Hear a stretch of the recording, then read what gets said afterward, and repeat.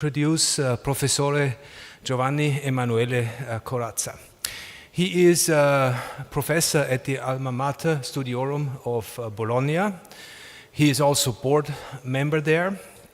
From 2000 to 2003, he was chairman at the School of Telecommunications, and from 2009 to 2012, head of the Department of Electronics.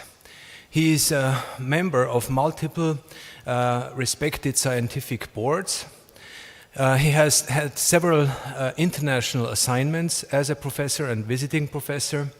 His main research interests are satellite communication, 5G communication, and networks. He has more than 200 publications and has received several prestigious scientific awards. The reason why we invited Professor Corazza is he is the founder of the Marconi Institute of Creativity, so an institute that deals with the phenomenon of creativity. And we are very much looking forward to hearing your talk, Creativity Principles, How to Challenge the State of the Art. Professore Corazza.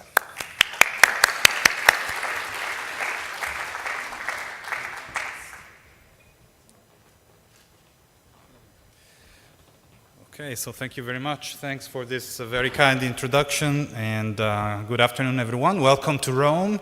Since I'm Italian, I can give you more welcome here.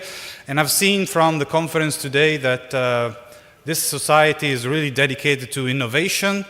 That is the topic of all of your discussions, the next step in technology, and I'm very, very pleased to see that, and also the difficulties that are related to bringing new ideas into a world which is normally confronting these ideas. So what are the principles of creativity? How do we challenge the state of the art? This is the topic of this talk, which of course is very different from all other talks you've heard today and yesterday and tomorrow. And in a sense, you're stepping back from your day-to-day job and abstract and think, what do I do and how can I enhance my ability, my capacity, my performance in generating new ideas?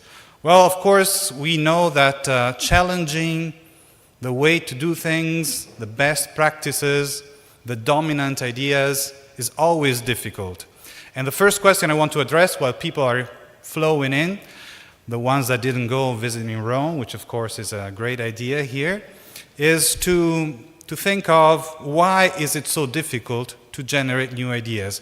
This is not the natural behavior of our minds, of course, of our brains below our mind. And I want to tell you why. I want to explore why is it so difficult to do this. Well, first of all, this comes from a comparison between what we have in our head, our brain, the machine that we use to generate ideas, and what we have artificially built outside, so let's say supercomputers. Now today, you take the best supercomputer, at least in Europe, but it's number 3 in the world, which is called Marconi. I'm very pleased by that because since I'm founding the Marconi Institute for Creativity, Marconi is the name of the supercomputer you see on the right there. The computing capacity of this machine is 20 petaflops, and peta is 10 to the 15th. So number of floating point operations per second that it can perform is 20 times 10 to the 15th. Now, an estimation of the computing capacity of our brain, taking into account all of the neurons, all of the glial cells, all of the synapses that each neuron has, and the clock of our brain, which is rather slow, half a kilobit per second. You take all of that into account, and there's an IBM estimate for the computing capacity of our brain, which is 38 petaflops. So we're talking about two machines, our brain, any of our brains, and the best or one of the best supercomputers out there today, which have more or less comparable computing capacity today. Of course, we know that we have the technological singularity and machines' performance is improving exponentially with time. But today, 2017, we have the same computing capacity.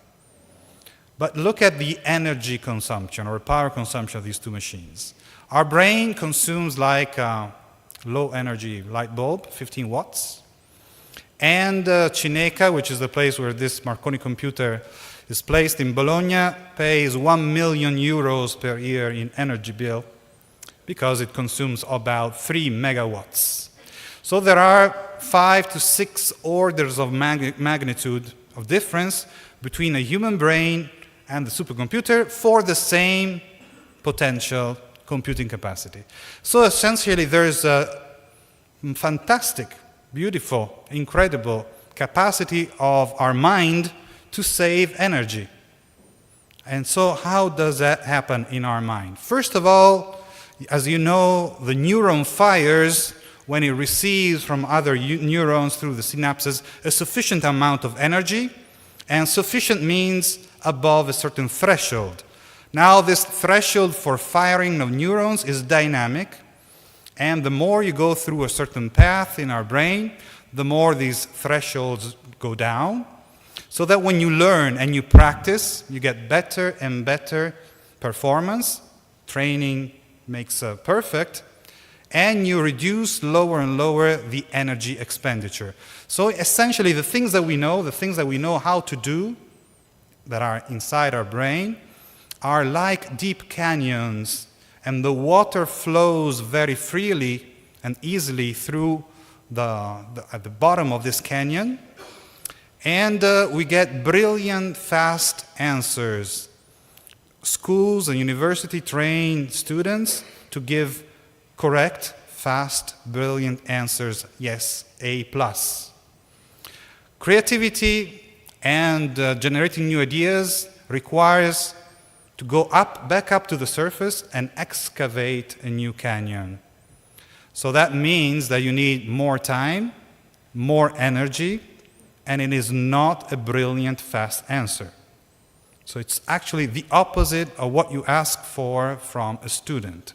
So clearly we don't train creativity, we train fast, brilliant answers in line with what we call the common knowledge domain, the things that we know, we share, and that make us feel well when we say them, because we see the reaction of other people and we understand each other. So to remain within the common knowledge domain, to remain at the bottom of the canyons, is excellent in terms of speed, and in terms of social relations, in terms of reputation, but you don't generate anything new. So the first way to save energy, which is counterproductive for creativity, is this deepening down of the paths or the patterns in our brain which relate to the things that we know how to do. Now, you've seen this before, probably. We know that we can integrate and extract information even in the presence of mistakes in this case. So you can all read it according to research at Cambridge University. It doesn't matter in what order the letters in the word are. The only important thing is that the first and the last letter be at the right place. The rest can be a total mess, and you can still read it without a problem.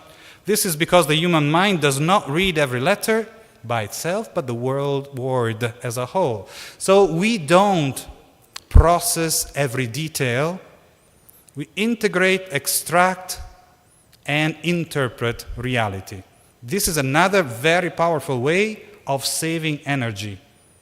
It's a shortcut. The brain takes many, many shortcuts. I'm going to show you another one. Now, this is a famous door study. Let me see if the mouse, okay, here.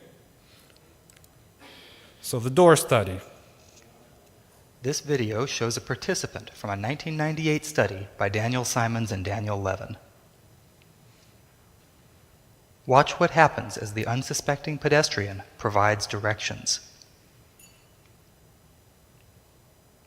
The young man on the left is one of the experimenters. He has approached the white-haired man and asked for directions. Watch closely as two people carrying a door pass between them, and the first experimenter is replaced by someone else.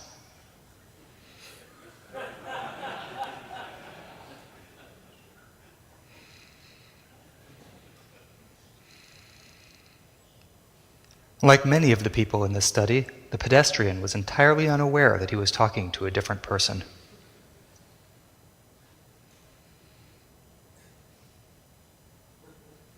Approximately 50% of the people approached in this study didn't notice when the person they were talking to was replaced by someone else.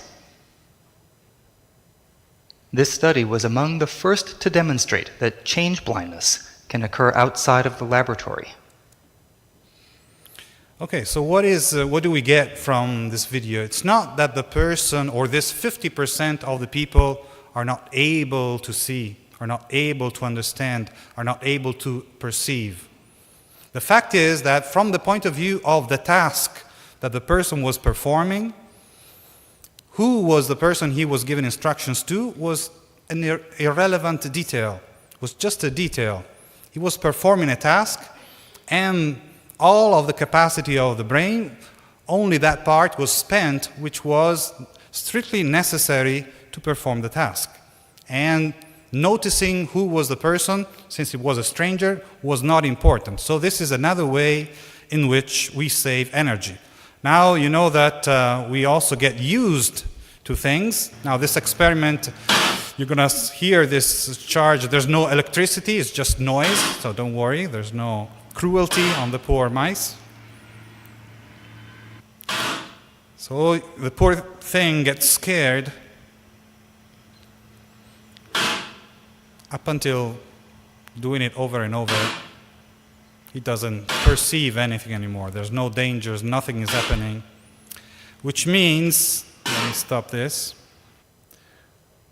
which means that reality gives us inputs and we get used to reality.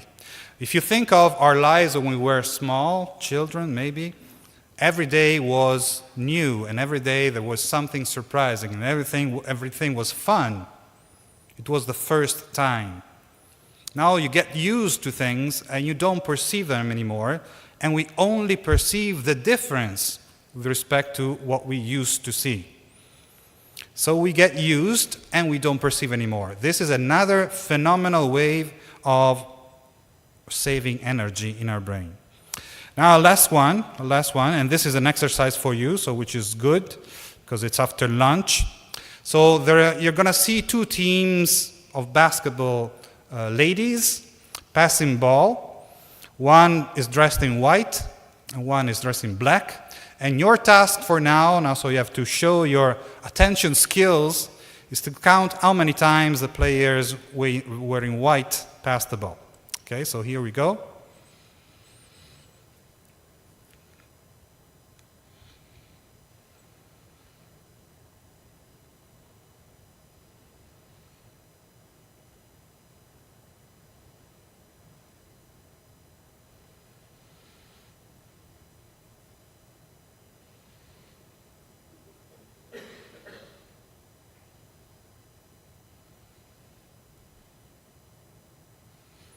Okay, so let's stop this and let's take a round of raising your hands. So how many counted 13?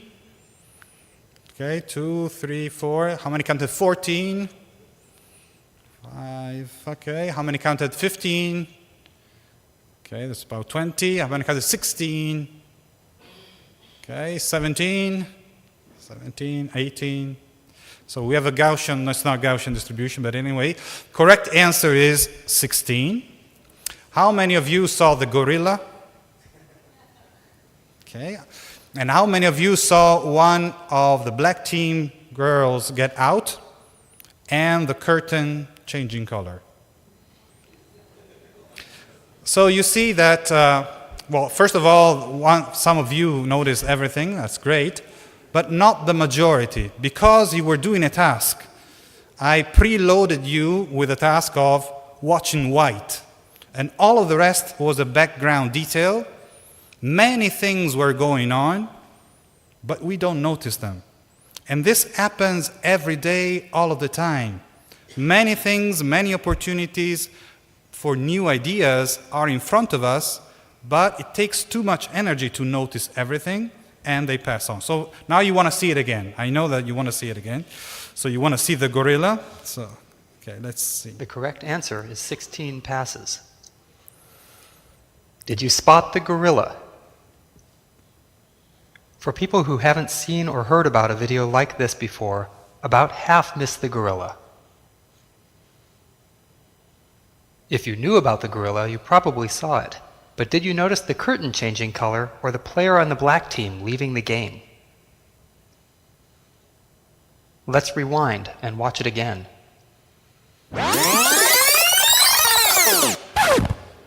Here comes the gorilla, and there goes a player, and the curtain is changing from red to gold.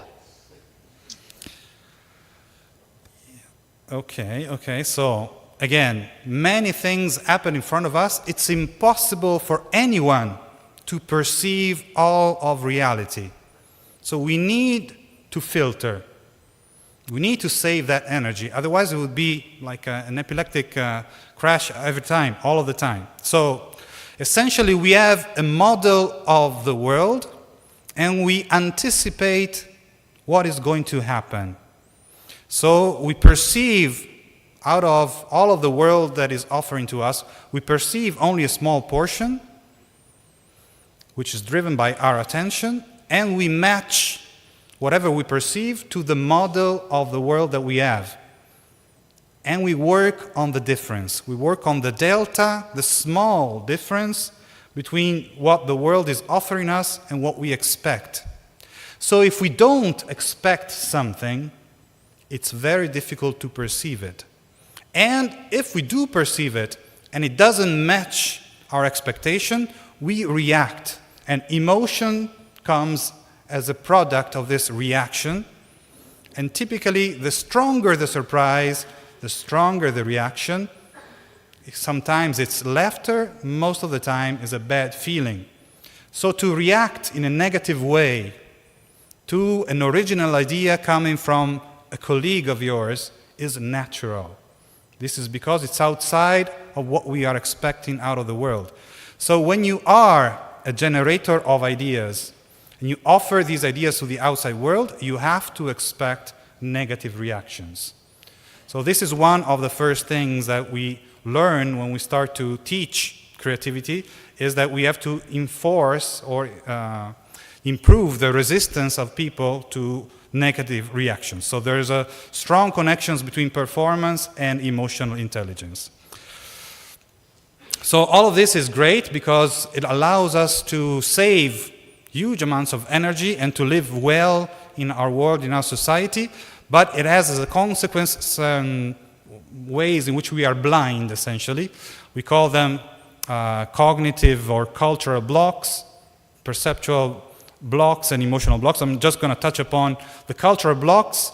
In 1934, Gaston Bachelard, a French philosopher, introduced the concept of epistemological obstacles, essentially the fact that previous knowledge, the canyons that we have in our brains, can prevent, and usually do prevent, the acquisition of new knowledge, especially the new knowledge that violates what we already know.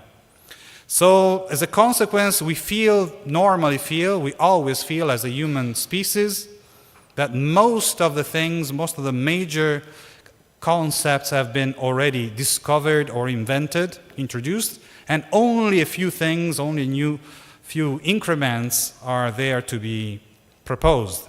So, for example, let's go back 120 years. Lord Kelvin, we all know about Kelvin temperature scale, a major physicist of the time. In 1900, he said, there is nothing new now to be discovered in physics.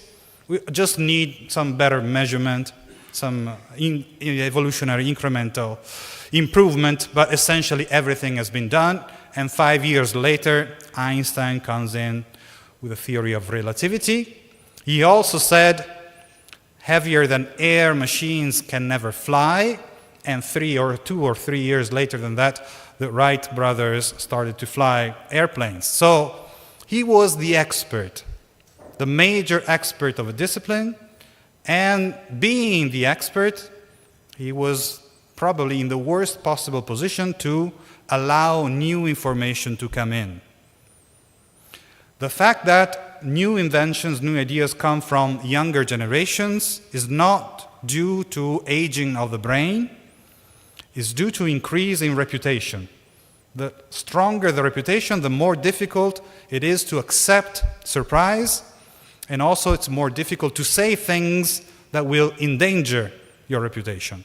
So you need to understand that if you want to still be creative at later stages in your career, you have to take risks as you would if you were an entrepreneur. Now, in your field, you probably know this story about Ignaz Semmelweis. He was the first one to say that we can reduce mortality due to puerperal fever just by washing hands, because there was a problem of infection. But all the doctors all the time were simply offended by the idea that they should wash their hands. So he was not at all recognized for this. This was recognized only years later after his death, after Pasteur confirmed the germ theory. So again, people not ready to accept that best practices should be changed. So best practices are normally one of the strongest obstacles to innovation. So creativity that we're talking about in this talk is essentially breaking these walls, breaking the walls of the continuity of the common knowledge domain. The knowledge that we share and that we have is a fantastic asset that we have, but we also need to go beyond that. So essentially, I'm saying that this is the topic of the talk, and you invited me, and so it's nice, okay, yeah, more or less it relates to, but this slide has the purpose to tell you that this is important for society at large. So let's think of society. Where do we come from? We come from the so-called industrial society. What does that mean? Two things. That we produce in mass standardized products, all the same, and we need people to buy these standardized products, so we need to massify taste. And that's where advertisement comes in. And also, industrial society means that we structure space and time so that we concentrate intelligence in companies or in hospitals at the top of the pyramid, and we all live and do the same thing at the same time. So we move from one side of the city to another, create traffic jams, go back, watch TV all at the same time, be convinced. In a society like that, industrial society, what do you need to teach to the students? Well, rote learning is important, specialization is important, of course, and only a few outliers do not conform to this kind of society, and only a few of these outliers say things which are really very, very valuable, and they are the geniuses. And so creativity in the industrial society is for the few ones who are the geniuses. Now, this is still true today in part, but it still also is the past, because now we're moving, due to the technology that we've been talking about, to the networking technology, so I take the blame for this, moving to information society, which is a total revolution, because in place of standardization, you have personalization, profiling, individual profiling. Today, if you notice, you don't sell anything anymore if you don't convince or give the illusion that the product is profiled for the person. So you go to the supermarket, there are 25 kinds of yogurt. You go on the internet and you have your own portal. You decide what you're going to watch, you decide what you listen to, or you even upload your own content. So you become not only a consumer, but also a producer. Individual, user-driven design. And in terms of space and time, total destructuring. So we distribute intelligence, we network our hospitals, we network our home care system, and we live in the same way, irrespective of where we are. We can still be connected to all of our emails and messages from back home, and even as I am talking to you, you are also working back home or interacting with the people that you know. So society is distributed and knowledge is distributed. And if we access the internet, we access all of the knowledge of the world. Is that true? Well, all of the knowledge is on the internet. Well, no, it's not true, but that is the trend. Which means that if you have fast, reliable access to the internet and your hospital in Abu Dhabi is completely interconnected and you are able to answer any question in no time, what is the consequence in terms of our role as humans? What is the consequence in terms of education? Clearly, to possess facts, to know how, to possess static knowledge does not have the same value that it had 20 or 30 years ago. Still very important, because you still need knowledge in order to filter out too much information that is coming to us. So of course you need knowledge, but the value, the relative value of that is not the same as it was 20 or 30 years ago. And think of the future. Think of generations of young men and women today that are born with a search engine in their hands. What does that do to their memory? And what does it do to the fact that it's important to know things? Now, in this kind of situation, the only thing that matters in the end, the only thing that distinguishes one person from another, is the ability and the amount of ideas that you generate. That's the only thing that is not shared. All of the rest is shared knowledge. All of the rest is reacting to messages, and you can spend the full day replying to emails, you can spend a full day replying to text messages. What have we done at the end of the day? So in this situation in which knowledge is a commodity, creativity becomes necessary. It's a necessity for everyone, for dignity. So it's not for the few lucky ones, the geniuses, but it's the democratization of creativity. So we need to understand the principles, hence the title of this talk, and we need to teach creativity as a discipline. So to improve everyone, because that's what's important to do, and that's what's going to make the difference in the future. But there's a third box there. So this is the situation more or less today. We know that we're going towards the post-information society, or if you're a pessimist, post-human society.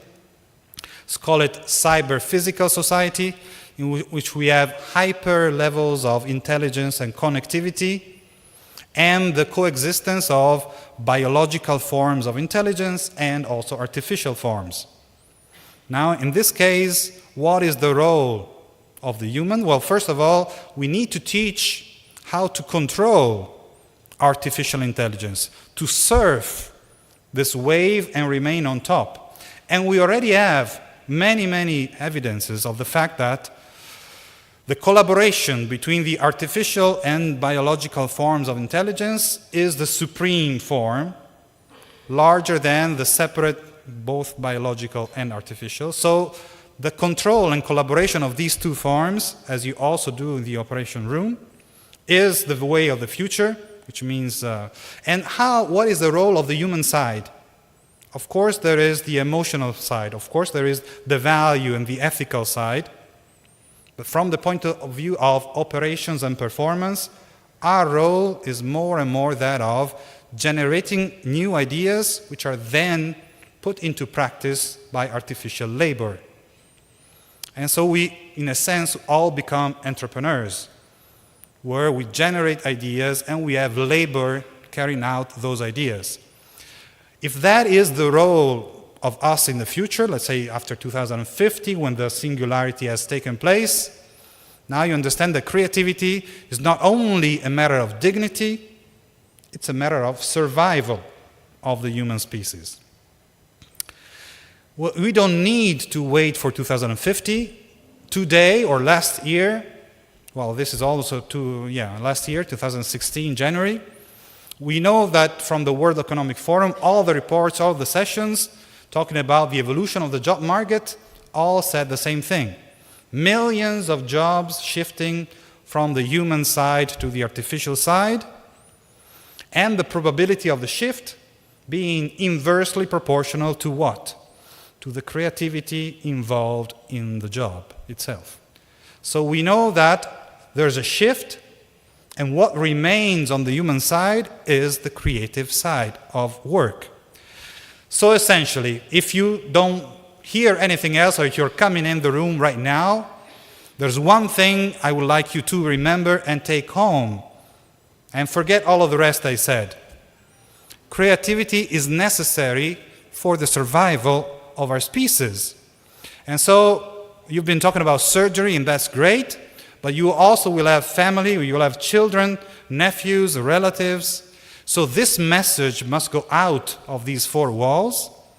We need to introduce creativity as a subject in the education, especially of the younger generations, because this is the way of the future. There's no alternative. So this is why we founded, as Giovanni said, this institute in 2011, Marconi Institute for Creativity, so dedicated to our inventor in Bologna, Guglielmo Marconi. Essentially 3 legs: research to understand the scientific principles of the way in which our mind generates new idea, education, especially while we work mainly university level, but we do something at primary, secondary school and business schools, and then the application with companies, which we go and use the techniques that we developed in order to generate ideas at a rate which is typically in a meeting of 10 people around a table. You generate typically at 100 ideas per hour. That's a typical speed. Not all of these are good. Typically 5 to 10% of these ideas are retained, and even less, 1 to 2% of these ideas become invention disclosures or patents. That's a typical rate that we get. So, principles. Creativity 101, we have still some time to discuss, and Giovanni said I could keep the hour more or less, even though we started a little late. So what are the principles, and can you take away something more beyond the fundamental message that creativity is necessary for our survival? Well, first of all, how many of you do you ski? How many of you ski? Okay, most of you ski. So normally we go down runs, which have been prepared for us, and we have some freedom. We can choose where to turn, where to go, but there are many other people, so there is a form of competition, and if you want to win that competition, typically you win by going faster, and even more if you're in a race, skiing or maybe a slalom or something like that, you need to be the fastest one down the run if you want to be the best. Now, in doing that, what is the probability that you will find a new route that nobody else has skied on before? Essentially 0.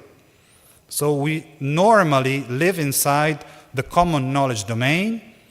We try to win the race by being fast, and we remain within the boundaries that have been set for us. So now you want to innovate, and so you want to look for some virgin snow, and maybe you find a place like this in which you have some tracks. Those tracks are few, so there have been some pioneers, and you don't see any dead bodies around, so these pioneers probably went down and are still safe. And so there is risk, of course, in innovation, but it's limited. So you are following somebody else's example, and you are trying to build your own new track. If the snow has been there for some time, you know that it's not as soft as you would like it to be. It's not as easy to find a new track. But there is a third scenario in which you find a place where nobody else has been before, and you have some clouds that essentially make it impossible for you to see what is the end. And people will say, you're crazy to go down there, that way. Nobody else has done that before. Why would you want to risk? So essentially, when you explore the open, wide universe inside our mind, which is the untapped domain, you're in this kind of situation. And what are you looking for when you start to explore? Typically, in the creativity domain, there's a literature which has been going on for 120 years. There are 2 criteria that we use to define creativity. One is originality, so you want original ideas, and the second one is effectiveness. Originality has 3 elements inside. Novelty, the new surgery technique, but novelty is not enough. I buy a new car, it's not an original thing, many other people have the same car, so novelty is necessary, but not sufficient. You want non-obviousness, which is also one of the criteria that the US Patent Office uses to award patents. It must be a non-obvious innovation, which you can translate as surprise. So original ideas are also surprising. That is why we get this reaction, emotional reaction. And the third element is authenticity. Something is original if it comes from you. It draws on your experience. People recognize it's been done by you. So these three elements together form the concept of originality, but not everything that is original is creative. It could be very original and crazy. It could be very original and unuseful. So the second element, the second criterion comes in to filter and cut only those ideas which are not only original but also effective. Improve the security, improve the performance of your surgery, for example. Now, when you have these two requirements in place, you achieve success in terms of creativity. The whole game is not only success, but it is also inconclusiveness, searching for ideas and you still don't find them. And you have to resist all this period of time in which you have a blank sheet of music in front of you and you have to compose still. So the definition of creativity that you see there includes the concept of potential. So you need to create the conditions in your environment in which you have a high potential to find originality and effectiveness. There is no guarantee a priori, and nobody can really judge in real time the value of your idea, because originality and effectiveness will develop across cultures and across time. So it's a matter of potential. Okay, I don't know if you can read this. It's not very clear here on the screen, but I think it's a little better. This is a model for the creative thinking process, which includes 5 mental states. This is why we have this acronym DMI, which is an acronym with 5 letters, 5 mental states. Mental states can also overlap with one another, so it's not a sequence of steps, but it's a collection of 5 mental states. The first one is drive. Definition of the problem, focusing the attention, and motivating yourself for finding new ideas in that area. You've heard this morning in the lecture of the importance of taking the perspective of other fields. So shifting the point of view and defining the problem in different ways is already one very important technique and skill that you can train in the problem definition stage. Then you collect information, all of the knowledge that we can collect from other people, from the internet, as we said, from books, from expertise, and that is relevant information. You need information in order to have ideas and solve problems. As you see on the right there, I'm going to put a little mark around it. We also include in this model the possibility to introduce so-called irrelevant information. Information that a priori has no justification, which finds a reason only a posteriori. If you think about, again, this morning's lecture, about using techniques from another field into yours, this is one example of taking principles from one discipline and translating that into your own field. This is an example of using irrelevant information, which is only irrelevant a priori, but then it becomes very important a posteriori. So that is a key element to improve and increase the rate at which you generate original ideas. Let me say this in another way. Suppose that you go to work, wake up in the morning, you're at home, go to work, you don't really think about it, take your car or whatever way you go to work. What is the probability that that day you will take a new route? Probably 0. You will always take the same one, which is the best, the fastest, the best way. But now, one day you're kidnapped during the night, so you're still sleeping, you wake up in a place where you've never been before, and you still want to go to work, even though you've been kidnapped. So you're very committed, you wake up, you want to go to work, and you reach work with some difficulty, more energy, more exploration, what is the probability that on that day you will have followed a new route? It's 1, because you started from a place where you've never been before. And this is what happens in our mind. If we create a mental state which is outside of the common knowledge domain, which means we've never been there before, and then we work back our way, finding meaning, interpreting this reality, giving meaning to something that a priori does not seem to have one, we are excavating a new canyon, a new pattern, a new path in our brain. And that will be new for sure. Then we have to see the value of that, which is not guaranteed. But of course, in that way, by introducing this irrelevant information, we have a super high probability of generating new ideas. Now, what do you do with that? You move from this state to the next state, so you start to explore space. There are essentially 2 basic modalities for the brain to move: convergent modality and divergent modality. Both are important in the process, but when you explore, it's the divergent thinking modality which is more useful in a sense, which means from one starting point, you look for all possible alternatives, all possible consequences. So not the fastest way, but all of the possible ways, all of the possible alternatives. Slower thinking, more energy expenditure.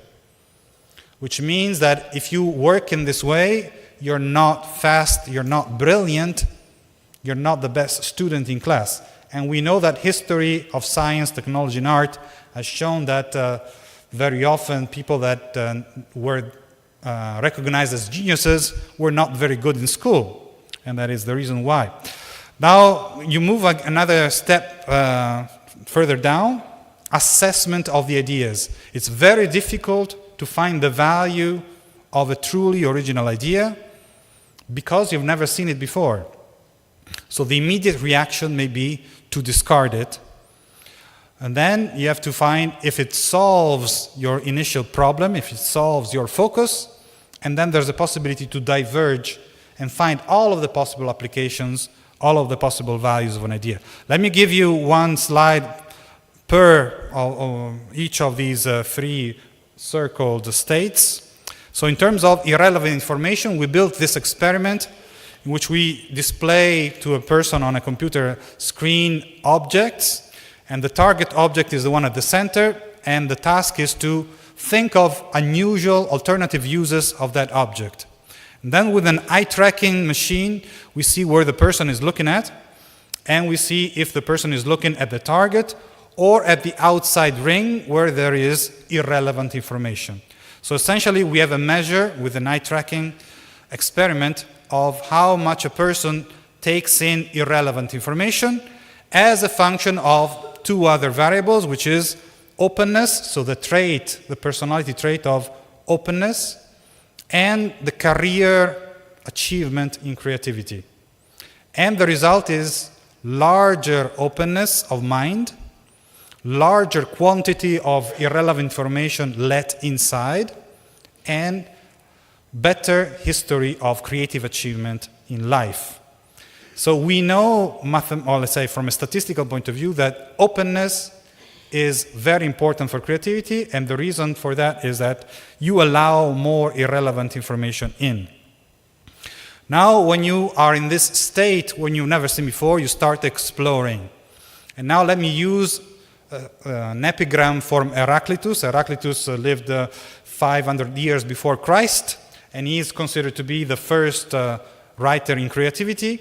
And he says, in Latin, but this is in English, when the sun sets, you can see the other stars. Now, we all agree that the sun is important. Nobody would be so crazy to think that the sun is not fundamental for life on Earth. So we recognize the importance of the sun. We recognize the importance of dominant ideas, and we fully give credit to the best ways in which people have been performing surgery up to today. The sun is important.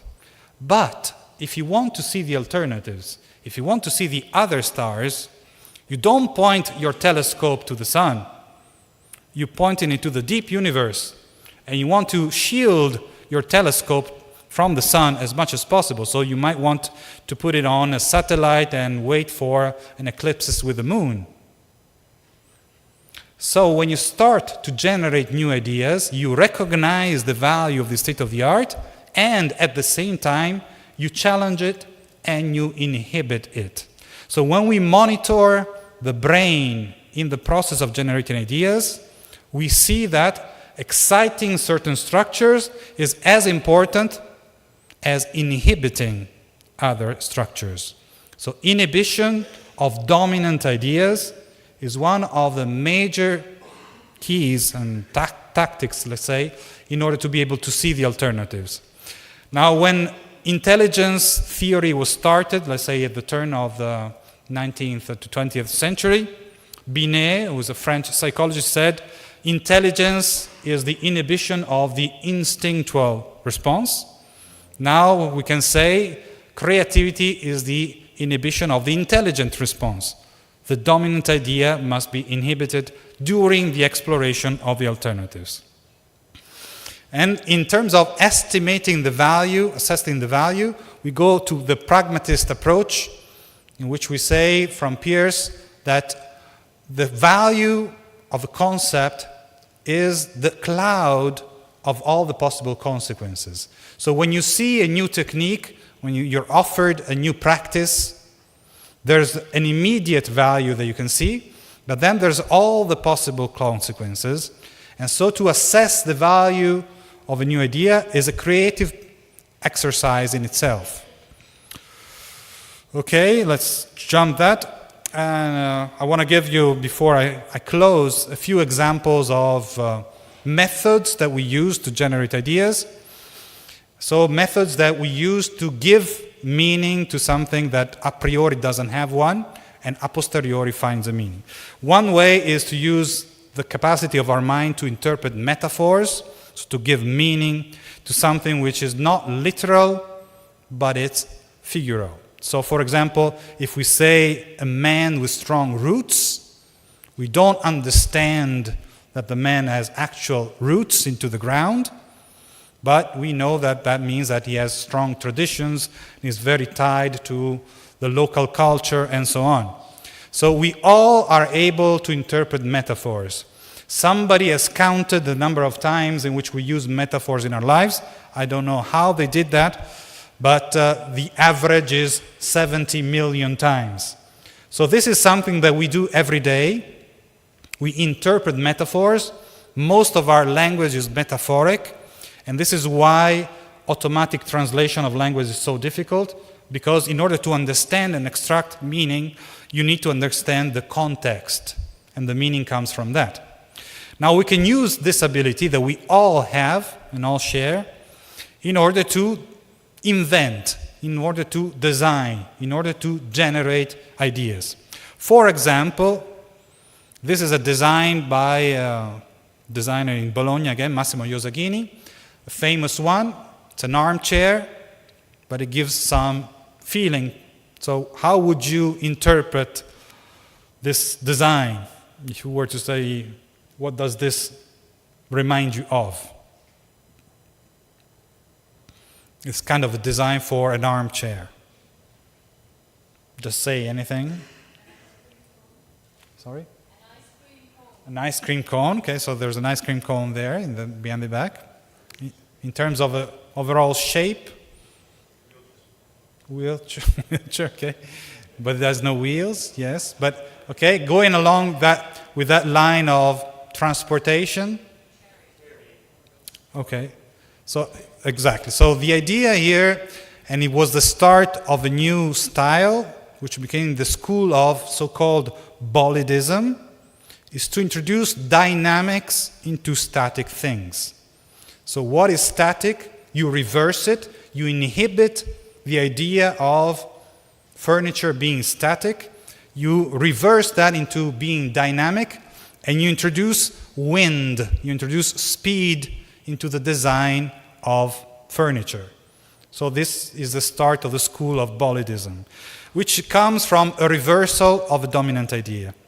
Now let's look at the New York Times. Christoph Niemann, some of you must have seen his sketches, and he takes as sources of inspiration random objects. So sits the object in front of him and starts to see what are the consequences, which means you take an object and you look for all alternative meanings, something that is not obvious a priori, but then a posteriori, it makes sense. So what he says about this technique, you start with no idea, so you're exploring open space or what the result would be, and in hindsight, in retrospect, you hope that this will make sense, and actually once you've seen that, it makes so much sense that it becomes also kind of inevitable. So a posteriori it's obvious, and a priori is totally invisible.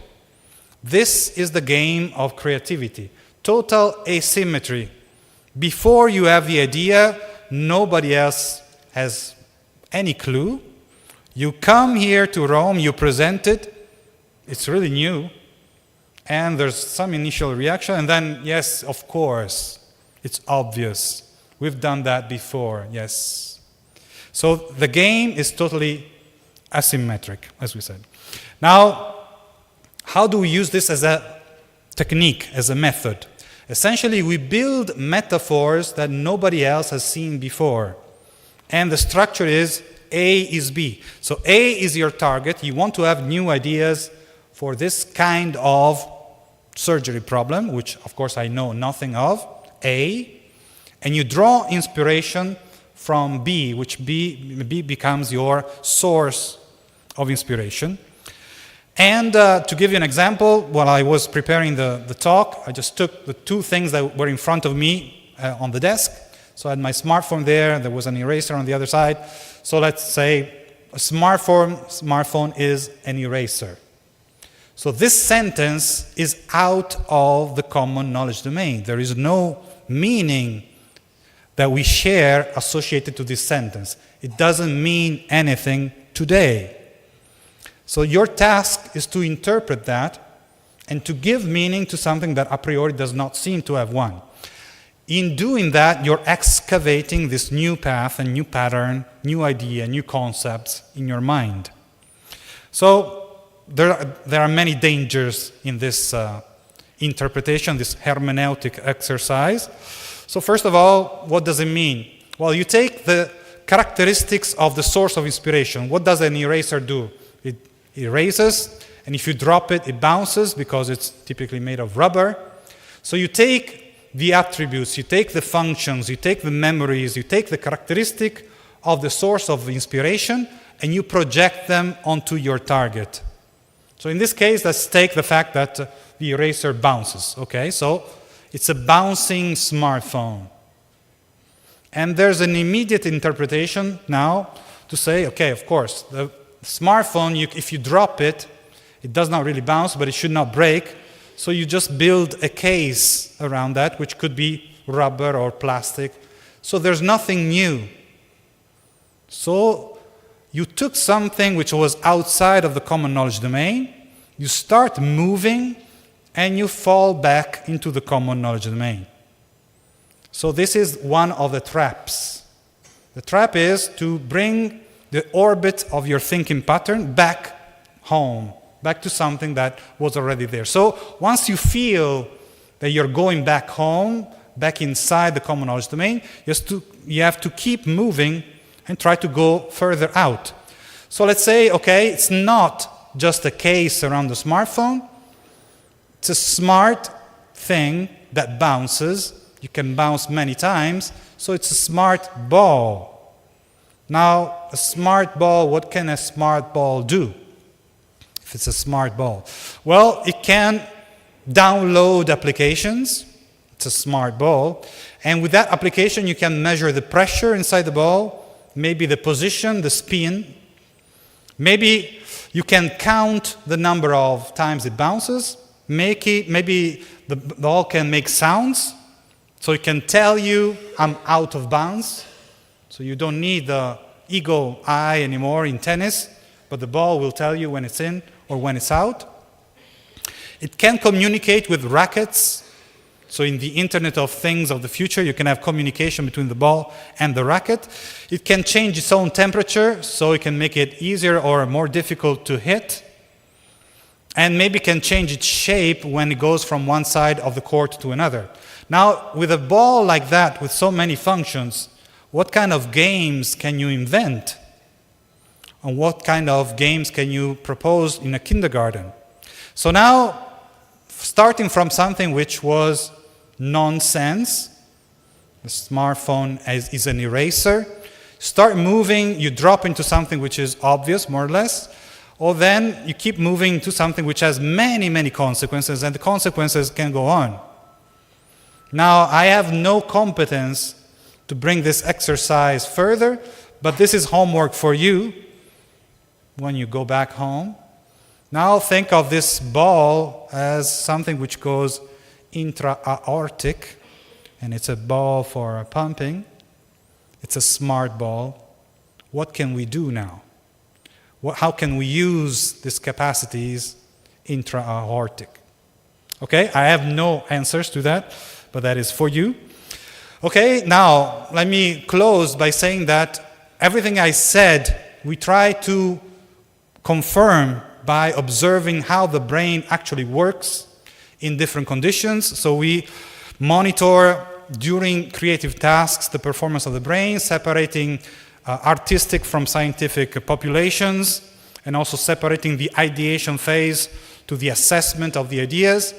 And we have found some patterns which are very clear.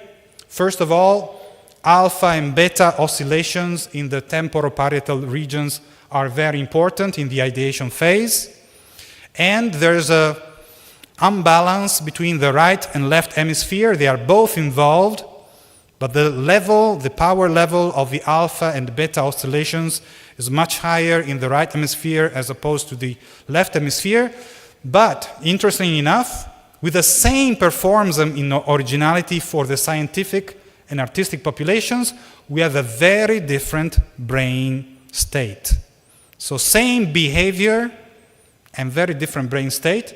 The artistic population, you see alpha and beta going up, both right and left hemisphere, and the scientific population, they are both going down. And we know that is related to, let's say, a state of mind wandering or mindfulness in the brain. Another thing that we've done is we have closed the loop outside with neurofeedback. We tell people to look at a video, the video is stopped, and it only advances if the beta power in that same temporoparietal region goes 13% above the threshold level, which is measured in resting state. We give no instructions to people other than try to make the video move, and 7 out of 8 people are able to make the video move, which means they are increasing their beta oscillation power level in that region of the brain above 30%. Now, thanks to that, you are training beta oscillations, and we see the performance growing in terms of originality and fluency. So better creative performance thanks to neurofeedback training. So one final slide about the fact that if you want to introduce this kind of attitude into your working place, there's many dimensions in the climate that you need to work on. The level of challenge that people have to face is related to the performance that you will receive. The freedom in trying out new techniques and new practices, the trust and the openness in accepting different suggestions, so the flatness of the hierarchy, the playfulness, the level of conflict that is supported in terms of ideas, and also the level of risk-taking, because of course you're always taking risks. In the end, in our universe, we have of course uncountable elements, and there's a philosophical approach from let's say Alfred Whitehead 100 years ago, saying that in every instant, all of these elements which are disjoint come together to form reality. And this coming together of all of the elements in every instant, and every instant is different from the previous one and from the succeeding one, is a creative act. So according to Whitehead, creativity is the ultimate metaphysical principle explaining how our world works. And I thank you very much for your attention.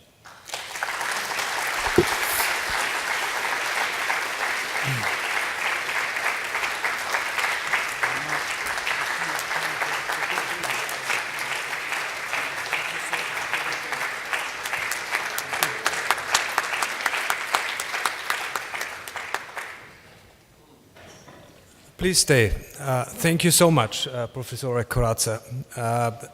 I think we should take the time, a few minutes, for questions. It was so interesting. If you are available, please. If there are any questions, yeah, of course. Please feel free to ask. So there are many, let's say, things that, please. Yes, thank you very much. Very interesting lecture. I wonder, why are you so optimistic that humans will be the creative rather than machines? Given everything is equal in the end, the power will increase, the artificial intelligence will make machines more flexible. Why would it be that humans are still the creative part? Why would that part not be taken over by a machine?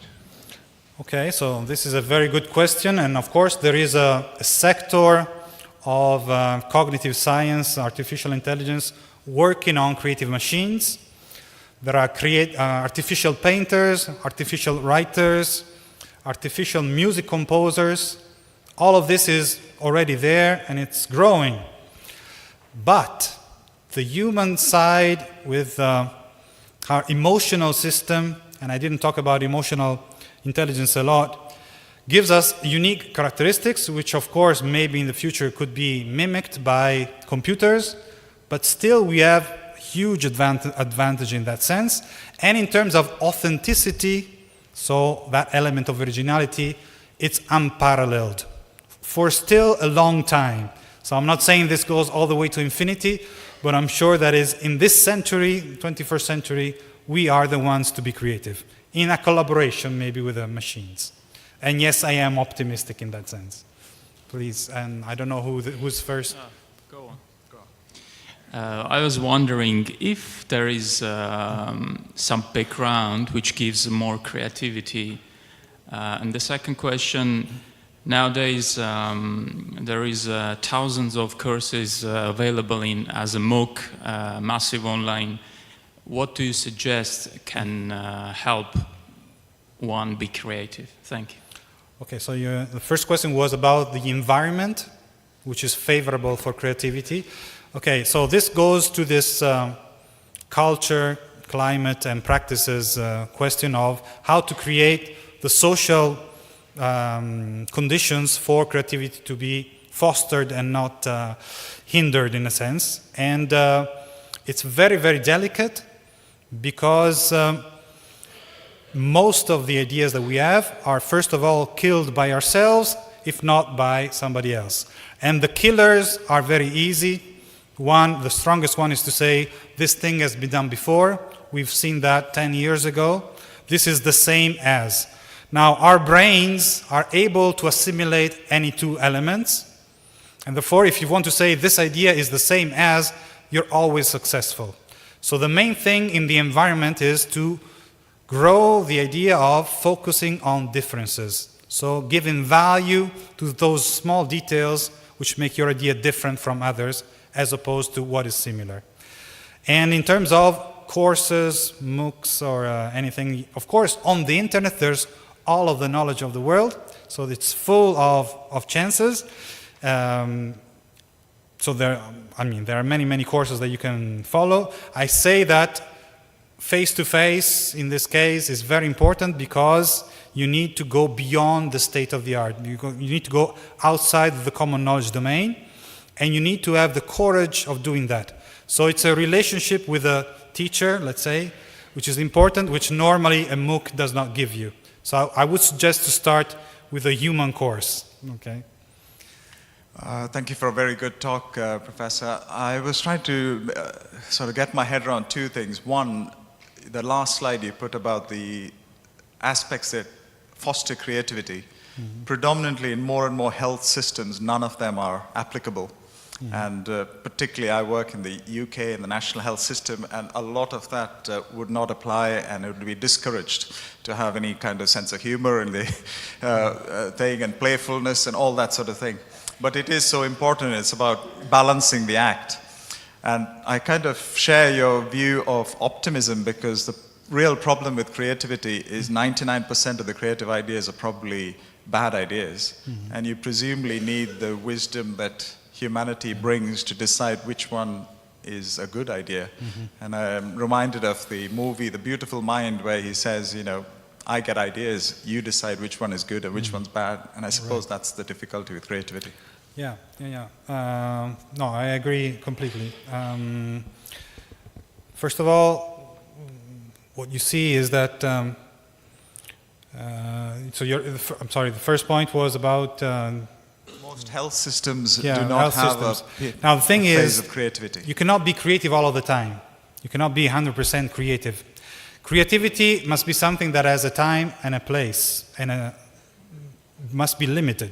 So the suggestion is that we also give to companies, 99% of what you're doing should go on as you do. Also, the research that you're doing should be incremental. That's fine. That's a wise way of investing money, but you have to keep the 1 to 5% portion for disruptive approaches and for a more playful, more risky business, which of course in case of health must use all the facilities for emulation or simulation that you can use, because you cannot risk on real patients, of course. So it's a thing for a time and a place. It's a 1% to 5% of your life, maybe 1 hour per week, but that makes a full difference. And that same thing in school. We're not saying that you need to revolutionize school, that everything should be creative, but it's a subject on its own with a separate time and space, and that gives us as humans a totally different perspective. So balance is very important. Paul Gunneman, I enjoyed very much your talk. Could you comment on this statement? Creativity is inversely related with wealth and richness. Okay, now there are studies about what are the social, in this case related to wealth, conditions which favor creativity. And let's say normally the extreme conditions. So if you're in very difficult conditions, maybe war times, problem solving becomes very stimulated. So you see many inventions coming in difficult times. Or you take the opposite case of, let's say, the Renaissance in Italy, since you are in Italy here. Times of peace, times of abundance of resources, and you see arts flourishing. And these two modalities that I have described, problem solving with suffering, let's say, and artistic exploration with enjoying the path, enjoying the trip, are two extremes again, and the social conditions which favor one another are different. Let's say that the middle conditions in which most of us live they don't give you any push in any direction, so we need that push by training in order to be creative in all conditions. So for the future, my hope and my advice is also that all, irrespective of the wealth status, all of us should be creative. Okay. This is Rashmi Yadav from London. Thank you for an excellent talk. Did I understand correctly that there is an impact of the way your brain is trained depending on whether you're a scientific-minded person or whether you're a creatively-minded person, and depending on that your brain responds differently. So that immediately brings up a question to my mind, particularly from the perspective of children. Is it nature or nurture? Or is it like everything else in life, a bit of both? It's both. Of course, it's both. But training is very important. And scientific training is stronger in a sense. in the sense that we see that all the dependence on the personality traits, like extraversion, conscientiousness, partly openness, almost disappear for the scientific population. They achieve results based on convergent thinking abilities and also some divergent thinking abilities, irrespective of their background, because there's a strong schooling system.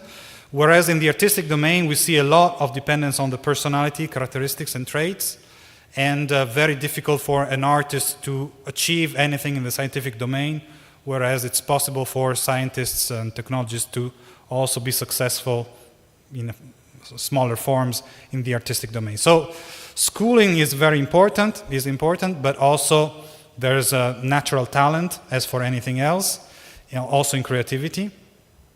And in the end, we see that given the same personality characteristics in population and also same results in terms of originality, we have very different brain mechanisms. So training actually acts on the brain. Yeah. Thank you. Thank you. Sam Balke, University of Chicago. Enjoyed your talk. Very creative, actually. My question is regarding, in medical practice today, best practices is something that we live by pretty much every day. And in one of your slides, you said that best practices is stifling of creativity. Can you elaborate a little bit more, and what are we to do?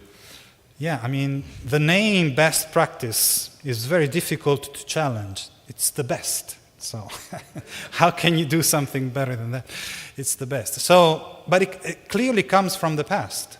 A best practice, by definition, is a past practice. So best and past, too. Because it's something we've done before, and it worked before, and we have evidence of the fact that it works. So clearly, it's important, and you recognize the importance of that. Still, in a humble way, you challenge it. How? With the balance that we discussed before. So you cannot completely throw it away, but you need to find the time and space and resources to try something different as a systematic exercise. So there's a systematic exercise of challenging the best practices. Every month, every week, there's one of the best practices that we have in our hospital, and that is challenged now. So what are the alternatives? What kind of different things could we try? Have we interpreted all the data in view of that practice? Are there different ways of interpreting the same data that does not follow that? So there are, of course, different ways of doing that. It's a systematic exercise while recognizing the full value of the best practice. I was struck by the statement by Alfred Whitehead, the creativity is the ultimate metaphysical principle. Let me ask you, can it be reversed the same? Because I'm a Hindu, and I'm very old, 78 years old, but in Hindu tradition, as we grow old, we get into a metaphysical state where people in the ancient times wrote new textbook scholarly work in Sanskrit. So I'm just asking you, getting a metaphysical state leads to creativity or not? Say it again, what is the question? Getting into a metaphysical state by yourself, by other means, does it also lead to creativity? At least there's an example in the Hindu old tradition, which is practiced by a lot of people. Okay, so the idea is we are all connected. All of the elements in the universe are connected, and it's impossible to be isolated in a sense.